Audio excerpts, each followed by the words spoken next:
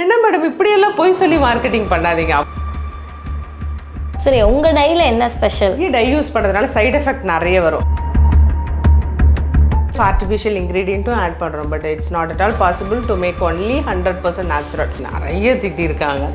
அதெல்லாம் இல்லவே கிடையாது.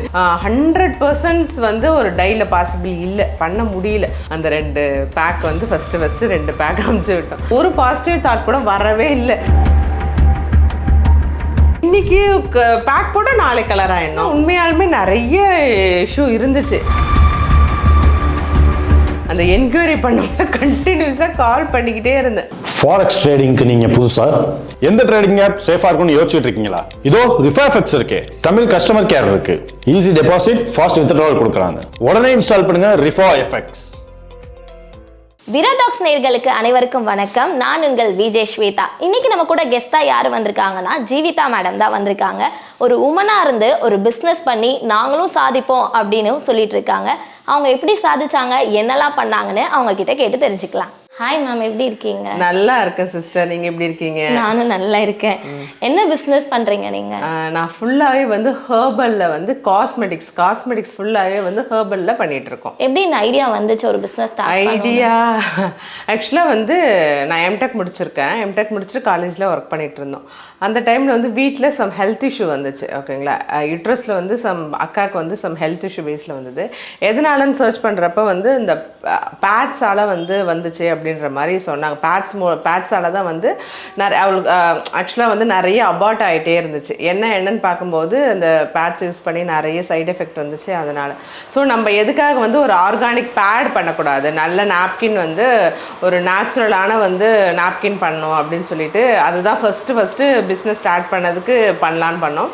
ஃபுல்லாகவே வந்து இந்த கத்தாழை, கஸ்தூரி மஞ்சள், இந்த மாதிரி நேச்சுரலான பொருளை வந்து பேடில் யூஸ் பண்ணிவிட்டு ஒரு ஆர்கானிக் பேடாக வந்து ரெடி பண்ணி கொடுத்துட்டு இருந்தோம். அதில் இருந்து ஒரு சில கஸ்டமர்ஸ் வந்து மேம் பேட் மட்டும்தான் பண்ணுவீங்களா, மற்ற ப்ராடக்டை எதுவும் பண்ண மாட்டிங்களா, நிறைய கொஸ்டின் ரைஸ் பண்ணிகிட்டே இருப்பாங்க. எல்லாமே வந்து நேச்சுரலாக பண்ணலாம் அப்படின்னு சொல்லிட்டு தான் கொஞ்சம் கொஞ்சமாக பண்ணிகிட்ருக்கோம். ஃபர்ஸ்ட்டு நம்ம ஸ்டார்ட் பண்ணது வந்து நாப்கின்க்கு அடுத்த பிரகாரம் ஹேர் டை வந்து எவ்வளோக்கு எவ்வளோ பெஸ்ட்டாக பண்ண முடியுமோ. 100% வந்து ஒரு டையில் பாசிபிள் இல்லை, பண்ண முடியல. நம்ம நேச்சுரல் சொல்லிட்டு ஒரு 100 கிராம் பேக் 1000 rupees கொடுத்து கூட people are ready to buy. But வந்து அவுட்புட் ஆஃப் த ரிசல்ட் வந்து கலர் வரலன்னா waste of the buy. Most problem வந்து ப்ராப்ளம் வராத அளவு நல்ல ஒரு லேப் சர்டிஃபிகேட் பண்ணி வந்து ஹெர்பல் ட்ரை கொடுத்தோம். அதுலேருந்து ஒன்றா சோப்ஸாக இருக்கட்டும், ஷாம்புவாக இருக்கட்டும், மற்றபடி மற்ற எல்லா ப்ராடக்ட்டும் 1 by 1 இப்போ மோஸ்ட்லி ஒரு 60+ ப்ராடக்ட் வந்து நேச்சுரலாக பண்ணிகிட்ருக்கோம். சரி, உங்கள் டையில் என்ன ஸ்பெஷல்? எங்கள் டையில் என்ன ஸ்பெஷல் அப்படின்னா, இது வந்து போட்ட இன்ஸ்டண்ட்டில் கலர் ஆகாது. போட்ட ஒரு 5 minutesல வந்து கலர் கொடுக்காது. இந்த ஷாம்பு பேஸ் அந்த மாதிரிலாம் கிடையாது. ஃபுல்லி வந்து பவுடர் பேஸ் தான். மருதாணி, செம்பருத்தி, கரும்பூலா, கருஞ்சீரகம் அந்த மாதிரி வந்து ஃபுல்லாகவே நேச்சுரல் இன்க்ரீடியன்ட் ரெடி பண்ணி ஒரு சில சம் லிட்டில் பிட் ஒரு 0.1 to 0.2% ஆஃப் ஆர்டிஃபிஷியல் இன்க்ரீடியண்ட்டும் ஆட் பண்ணுறோம். But it's not at all possible to make only 100% natural.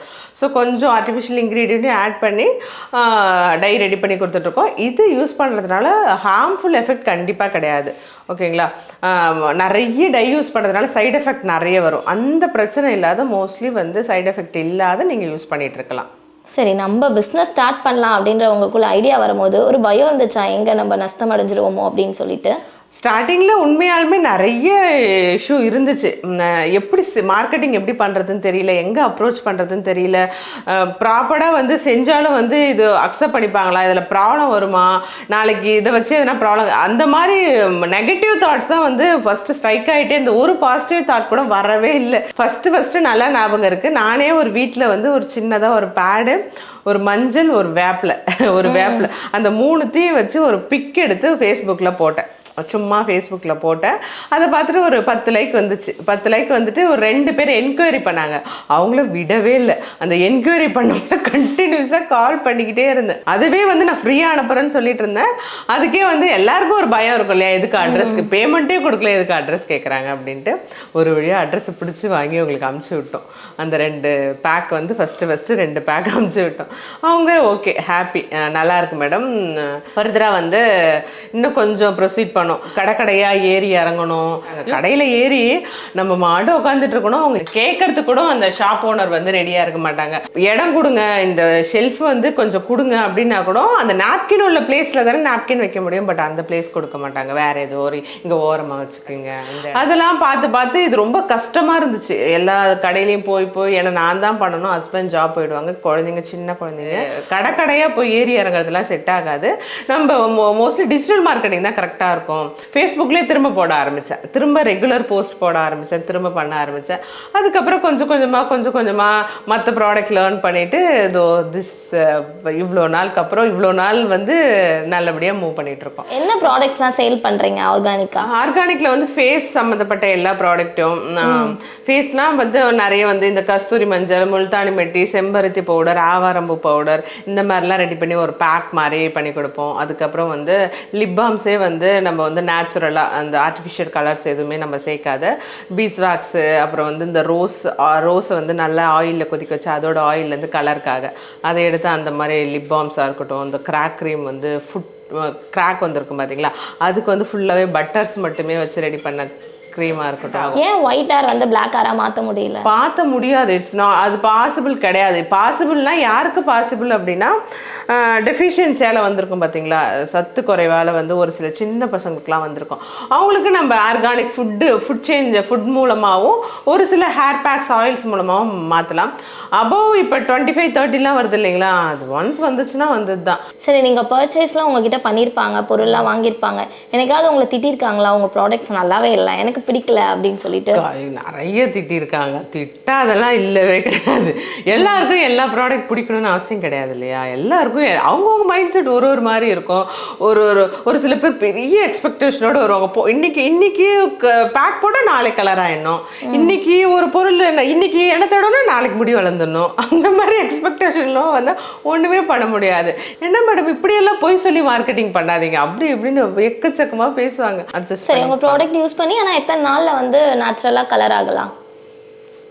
நானே கலர் ஆகலை. இதெல்லாம் கொஸ்டின்ல கேட்டால் எல்லாம் சொல்லுவாங்களா, ஏமா நீ கலராக இருக்கியாமா அப்படின்னு கேட்பாங்கல்ல.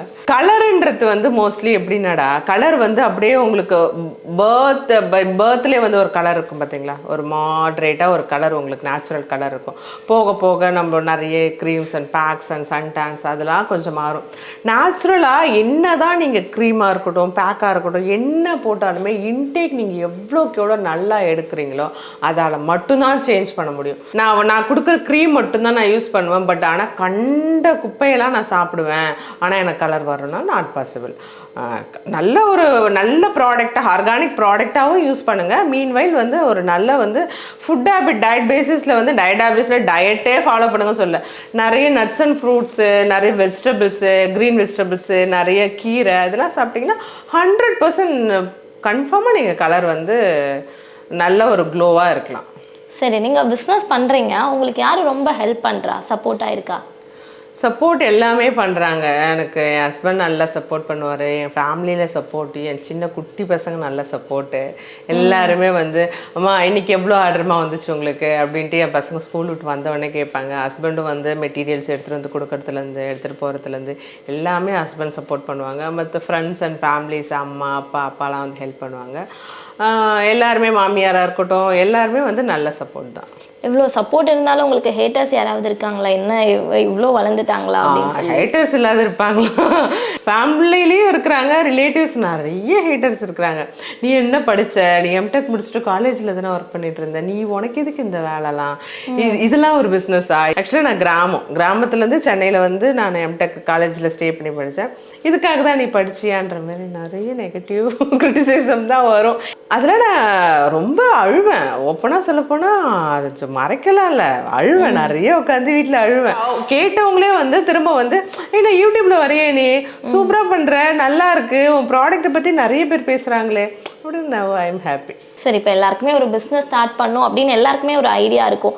இன்னைக்கு பிஸ்னஸை பொறுத்தவரை இன்னைக்கு 10 ஆர்டர் வந்துச்சுன்னா நாளைக்கு 2 ஆர்டர் வரும், நாளைக்கு 100 ஆர்டர் வரும். எப்படின்னு ப்ரிடிக்ட் பண்ண முடியாத விஷயம் பிஸ்னஸ். நம்ம அதுக்கேற்ற மார்க்கெட்டிங் வந்து பிளான் பண்ணி கரெக்டாக பண்ணணும். ஸோ எல்லாருமே தாராளமாக பிஸ்னஸ் பண்ணலாம். ஸோ ஒன் டேக்கு மினிமம் எவ்வளோ ஆர்டர் எடுக்கிறீங்க? சப்போஸ் எதனா ஃபெஸ்டிவல் ஆஃபர் போடுறோம் அப்படின்னா ஒரு 80 to அந்த 80 ஆர்டர்ஸ் 90 அந்த 100ஸ்குள்ளே வரும். நார்மலாக வந்து ஆவரேஜாக போயிட்டுருக்கு அப்படின்னா ஒரு மினிமம் 50 to 60. ஸ்டார்டிங்கில் வந்து நான் ஃபர்ஸ்ட் ரெஜிஸ்டர் பண்ணது எம்எஸ்எம்இயில் பண்ணேன். இந்த மாதிரி நாங்கள் ஒரு பிஸ்னஸ் ஆரம்பிக்கிறேன்றத எம்எஸ்எம்இயில் போய் ரிஜிஸ்டர் பண்ணிட்டு வந்தோம். அதுக்கப்புறம் தான் தெரிஞ்சுது எக்கச்சக்கமான ரிஜிஸ்டர். அது மட்டும்தான் இப்போ சொல்லிட்டு ஒரு 1 இயராக இப்படி தான் பண்ணிகிட்டு இருந்தோம். அதுக்கப்புறம் வந்து நம்ம கொஞ்சம் க்ரோத் ஆக ஆக நம்மளோட ஹேட்டர்ஸ் வந்து நம்மளை பின்னாடி புஷ் பண்ணிகிட்டே இருப்பாங்க. அவங்க மூலமாகவே நம்ம க்ரோ ஆகிடலாம். அவங்க தான் சொல்லுவாங்க, அவங்ககிட்ட இந்த சர்டிஃபிகேட் இல்லை, அவங்ககிட்ட இந்த சர்டிஃபிகேட் இல்லை, அவங்ககிட்ட இது வாங்காதீங்க, அதான் ஓ இவ்வளோலாம் இருக்குதா அப்படின்னு சொல்லிட்டு நம்மளுக்கு கிளாஸ் சொல்லி கொடுத்தவங்க, நம்மளுக்கு இதில் டீச் பண்ணவங்க வந்து இது போதும் எம்எஸ்எம்இயில் வாங்கி வச்சுக்கிட்டு இந்த எங்களோட கோர்ஸ் கம்ப்ளீட் சர்டிஃபிகேட் முடிச்சுட்டு பண்ணுங்கன்னாங்க. பட் அது மட்டும் உண்மை கிடையாது. எல்லாத்துக்கும் ப்ராப்பரான லேப் சர்டிஃபிகேட் இருக்கணும். ஒரு ப்ராடக்ட்டுக்கு வந்து ப்ராப்பர் லேப் சர்டிஃபிகேட் இருக்கணும். எல்லாமே ப்ராப்பராக எல்லா ப்ராடக்ட்டுக்கும் இருந்தால் தான் நம்ம ஃப்யூச்சரில் வந்து எந்த ப்ராப்ளமும் ஃபேஸ் பண்ணாத க்ரோ ஆகி போயிட்டே இருக்கலாம். சரி, உங்களுக்கு நேச்சுரல் ப்ராடக்ட்ஸ்லாம் நீங்கள் பச்சு பண்ணுறேன்னு சொல்கிறீங்களா? எங்கேருந்து நீங்கள் பை பண்ணுறீங்க அதெல்லாம்? அதை மோஸ்ட்லி வந்து அவரம்பூவாக இருக்கட்டும், வேப்பிலை பவுடராக இருக்கட்டும், குப்பைமேனி பவுடராக இருக்கட்டும், செம்பருத்தி பவுடராக இருக்கட்டும், இதெல்லாம் வந்து மோஸ்ட்லி வந்து வீட்டிலேருந்தே எடுத்துகிட்டு வந்துடுவோம் நாங்கள். அதர் சோர்ஸஸில் வந்து கத்தாழையாக இருக்கட்டும் எடுத்துகிட்டு வந்துடுவோம். ஒரு சில இன்க்ரீடியன்ஸ் எல்லாமே மோஸ்ட்லி சென்னையிலே பை பண்ணிவிடுவோம். அந்த பாரிஸ்லேயே வந்து மோஸ்ட்லி கிடச்சிரும். அதுக்கப்புறம் இன்னும் கொஞ்சம் பெஸ்ட்டாக வேணும்னா நிறைய பிளேசஸ் இருக்குது. அந்த பிளேசஸ்லாம் சூஸ் பண்ணி நம்ம எடுத்துக்கலாம். சரி, எங்களுக்காக இவ்வளோ நேரம் உங்களை பற்றி சொன்னதுக்கு ரொம்ப தேங்க்ஸ். ரொம்ப தேங்க்ஸ்.